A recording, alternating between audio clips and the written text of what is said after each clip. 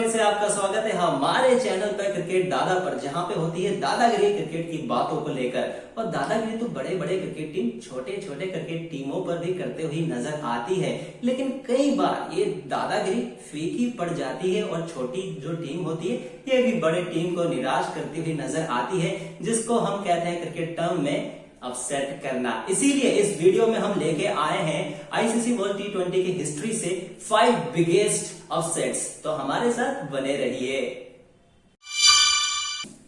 तो नंबर 5 पे है स्कॉटलैंड और बांग्लादेश। थोड़ा सुना सुना सा लग रहा है ना, इसीलिए सुना सा लग रहा है क्योंकि ये इसी एडिशन में खेला गया था आईसीसी वर्ल्ड टी20 2021 के एडिशन में, जहां पे स्कॉटलैंड और बांग्लादेश भिड़ी थी फर्स्ट राउंड के ग्रुप बी मैचेस में। अल अमेरिक पे मैच खेला गया था और यहाँ पे टॉस जीतते हुए बांग्लादेश ने पहले गेंदबाजी का फैसला किया था।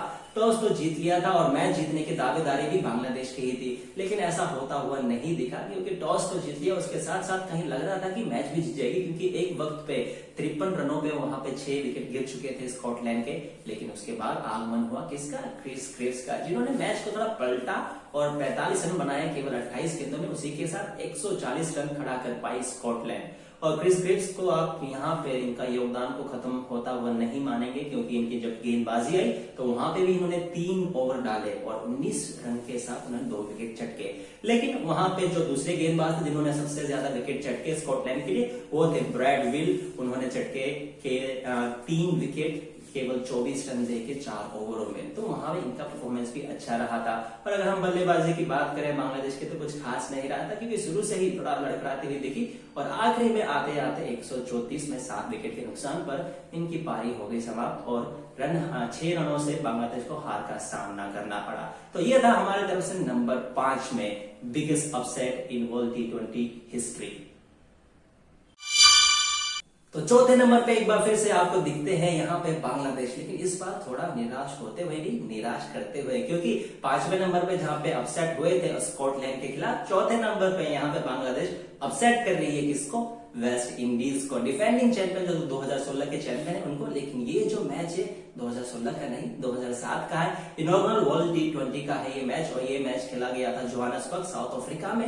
और इस मैच में टॉस एक बार फिर से जीतते हुए बांग्लादेश ने गेंदबाजी का फैसला किया था और गेंदबाजी का ये फैसला कहीं ना कहीं ठीक नहीं हुआ था क्योंकि 164 रन खड़े कर दिए थे वेस्ट इंडीज ने केवल 4 विकेट के नुकसान पर। और वहां पे आपको एंकरिंग करते हुए दिखे थे डेवन स्मिथ, जिन्होंने 51 रन बनाया था 52 बॉलों में। तो हिमार्लन सैमुअल्स ने 14 ही गेंदों में 27 रन मार दिया था। तो वहीं पे डेवन स्मिथ ने भी वहां पे 29 रन मार दिया था केवल 7 गेंदों में, जहां पे शामिल थे 4 छक्के। तो उस हिसाब से वो पहुंच गए थे 164 में। लेकिन अगर हम इनकी बात करेंगे कैसे रही इनकी वहां पे चेस बांग्लादेश की, तो चेस काफी बेहतर रहा। जहां उन्होंने रन लुटाए वहीं पे रन काफी बनाए क्योंकि ये मैच उन्होंने जीत लिया 165 रन बना के। इन्होंने भी केवल 4 ही विकेट वहां पे गवाए थे और ये मैच जीत लिया था 12 बॉल रहते यानी कि 18 ओवर में ही। और यहाँ पे जो चमके थे आपको दिखेंगे वहां पे आफ्ताब अहमद, जिन्होंने 62 रन बनाए थे यहाँ पे 49 गेंदों में। तो वहीं पे आपको दिखते थे मोहम्मद अजरफुल, जिन्होंने बनाए थे 61 रन केवल 27 गेंदों में। और शकीबुल हसन का गेंदबाजी भी वहां पे अच्छी रही थी, 4 ओवर में 34 रन देके 4 विकेट चटके थे इन्होंने। साथ ही साथ 13 रन भी बनाए थे, जो ज्यादा नहीं था लेकिन इतना जरूर था कि जहां पे इनका योगदान हो सके बांग्लादेश को जीत दिलाने के लिए। तो ये था सेकंड एक बड़ा अपसेट वर्ल्ड टी20 की हिस्ट्री में। लेकिन आगे जो आने वाले हैं नंबर 3, 2 और 1, वो बहुत होने वाला है मजेदार। तो बने रहिए हमारे साथ वीडियो में।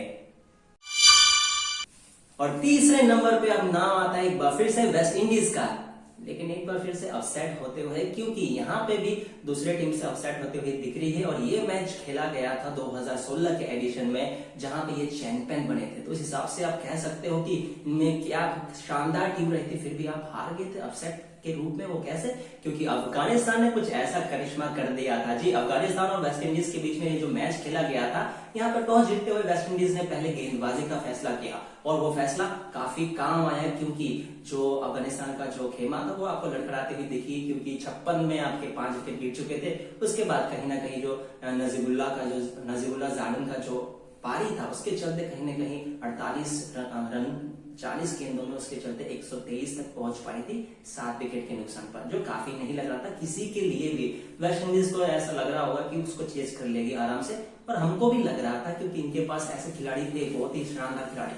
लेकिन ऐसा होता हुआ नहीं दिखा, क्योंकि जब चेज की बारी आई वेस्ट इंडीज की तो वो लड़खड़ाती हुई बुरी तरह से दिखी और उनका जो पारी था वो खत्म हो गया 117 में 8 विकेट के नुकसान पर। और वहां पे जो गेंदबाजी बेहतर की थी वहां पे दिखे थे मोहम्मद नाबी, जिन्होंने 4 ओवर में 26 रन देकर 2 विकेट चिटके। तो ये रशीद खान भी कंधे से कंधा मिलाते हुए 4 ओवर में 26 रन देकर ही 2 विकेट चटके थे। लेकिन वहां पे एक और खिलाड़ी थे जिनका परफॉर्मेंस बिल्कुल कम आंका नहीं जा सकता। उनका नाम है आमिर हमजा, जिन्होंने 4 ओवर में एक ही विकेट चटका था, लेकिन रन दिए थे केवल 9।